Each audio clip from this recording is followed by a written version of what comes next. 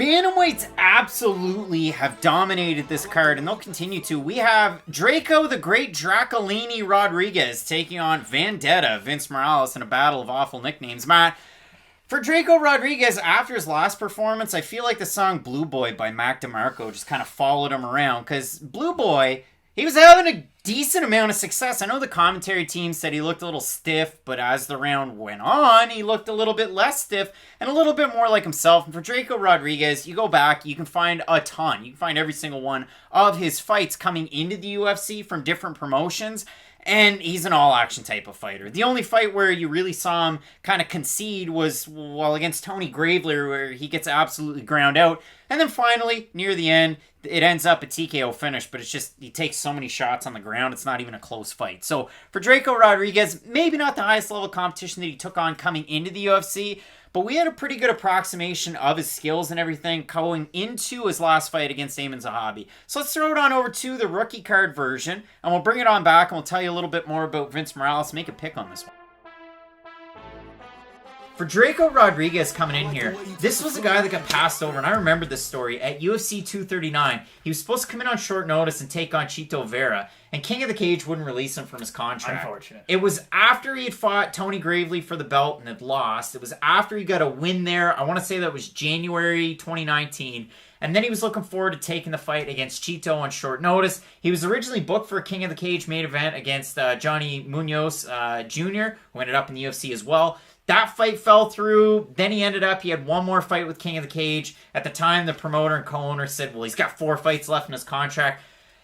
I know what the promoter is actually trying to do, and it's kind of weird, and you might not agree with me here, but Drako Rodriguez is young. I mean, the guy's only, 24 years old? The promoter wanted him to kind of grow in the promotion where he didn't have to take a fight way too soon.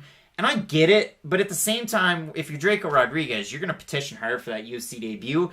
Unfortunately, he had to wait. He ended up taking a fight on Dana White's Contender Series this summer against Mana Martinez. Got a first-round triangle choke. It was a wild fight. It was a fight that was pick'em odds. But I went back and watched a ton of Drako Rodriguez tape for this one. This guy's wild as f***.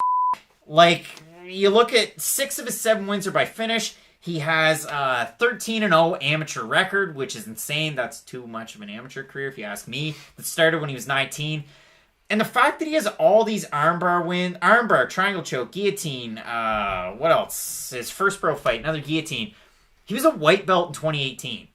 It's crazy how aggressive he fights. Now, the level of competition is a bit of an issue. Again, Mana Martinez getting that win was a big deal. So credit where credit's due. And that has to happen. When you're a guy in the regional scene, you're beating the guys you should beat. Then you go up on the big scene. You get a win like that on Contender Series. You get a contract. He deserved it. Kudos to him.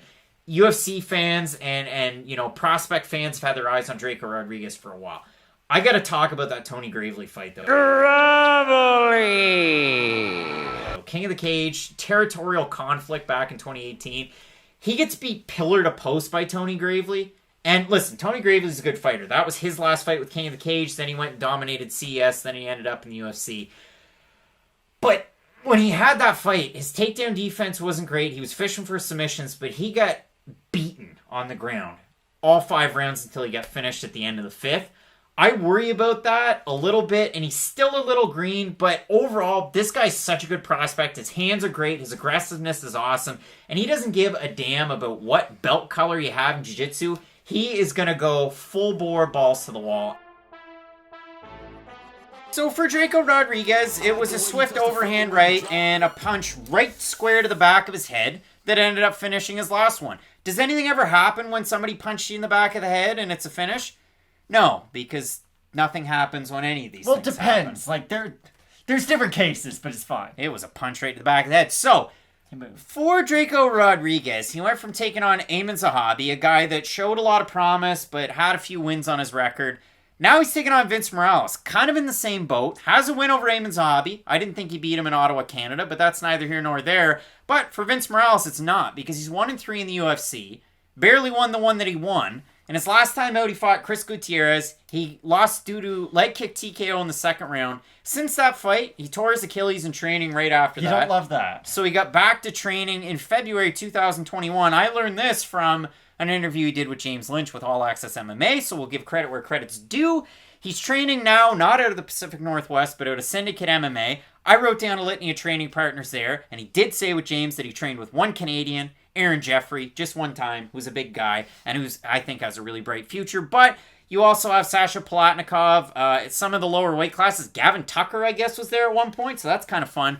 But the best connection that Vince Morales has in all of the UFC is a fellow Oregonian. I guess we're going to have to ask our own Joshua Hart, who's out of Vancouver. But his cousin, Ricky Simone, who's going to be in his corner for this one, he's going to have his girlfriend, John Wood, and Ricky Simone. You love to see that. He's moved full-time to Vegas. And for Vince Morales, kind of a well-rounded bag of a skill set. Fairly decent at wrestling. I think he's going to have a tough time in this one because his first fight at bantamweight since July of 2019 when he took on Benito Lopez and he lost. Benito, where you at? I'd love to see you fight more. We haven't seen him in, forever. It's been a while. So for Vince Morales, looking to get off the schneid, he's taking on Drako Rodriguez. It looked good till he didn't in his last fight. You heard all of our commentary on Drako before this Zahabi fight. What are you thinking here? For Drako Rodriguez, and I really do think you summed this up perfectly, he is one of those all-action fighters, but it will cost him sometimes. Like, he has a bit of that Daniel Rodriguez effect to him, where it's like, hey, I hit really hard, but you know what else is also true? My chin's very high. And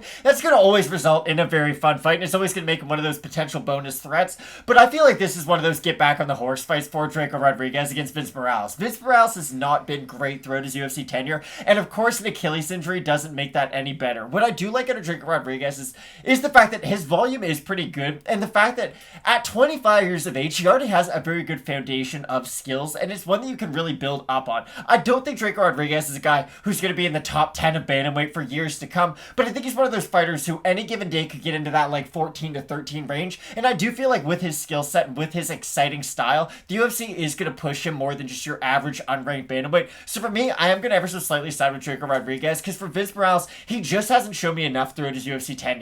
Just go back to his last fight. He didn't not just check leg kicks. He didn't build upon anything. If you look at a lot of guys who eat a lot of leg kicks, what they do is they counter punches off those leg kicks because they realize that they're going to have to eat the kick anyways. And if you're throwing a kick, you can't move your head. You're stationary because you're only on one foot. Look at Poirier versus Gaethje in their first fight. Poirier's getting his leg destroyed and then figures out, okay, if I check straight forward and throw a straight shot, I'm going to hit him. With Morales, he just ate them over and over and over again, and he never really made any adjustments throughout that fight. I do like Drako Rodriguez, and I do feel like he has the higher ceiling. For Vince Morales, going to be out of Syndicate, going to have Ricky Simone in his corner. He has a wrestling base. If he wrestles Drako Rodriguez, Drako's worst attribute is his defensive wrestling. It's not very good, and he hasn't taken on a high-level competition, so leave that where it is. For the odds in this one, Rodriguez open a plus 155 underdog. He's a minus 125 favorite right now. For Vince Morales, open a minus 180 favorite. He's a plus 100 as it stands. And if we have a look at the Tapology votes, surprised us, they are to you. 860 total votes, 78% Rodriguez, 74% by decision. For the 22% that have Morales, 60% by decision. This is one that I think if Drako Rodriguez wins, he might actually win by finish. If Morales wins, it's probably going to be by decision. There's a clear path to victory for Vince Morales. So you're going with Drako Rodriguez here? I do like Drako Rodriguez in this one. I do agree with everything you said, and I do like the Ricky Simone connection, but my issue is that Vince Morales has never been a guy who throws a lot of volume takedowns throughout his fights. He can go and get them, don't get me wrong, but he's not someone who all of a sudden in one camp is going to throw out his previous game plans and just go for a wrestling-heavy style. I do think he's going to have to strike with Drako Rodriguez at a certain point. I do think Rodriguez is going to start accumulating damage as the fight goes on. That's how I see it as well for Drako Rodriguez. I think, again, if he can keep himself nice and upright, keep his hands up. He was nice and upright, and again, his back was a little straight and stiff, and when he was standing like this, he got hit by an overhand right that went right through his guard, and he dropped, and then took that extra bop to the back of the head, like the Field Mouse song. But when I look at this one, I think Drako Rodriguez can get it done on the feet. I'm going to slightly edge him, but this is a wishy-washy type of fight, and again, the path to victory is there for Vince Morales. Would not be surprised in the least if he gets it done. You let us know down below in the comments section who you have in this fight. We're both ever so slightly going with Drako Rodriguez. Should be a great one in this division. En Fuego in the co-main event. Munoz taking on Aldo in the main event. Lewis and Gane, you're not going to want to miss that. So keep it locked in with Fight Night Picks, as we always say. Let's get into it.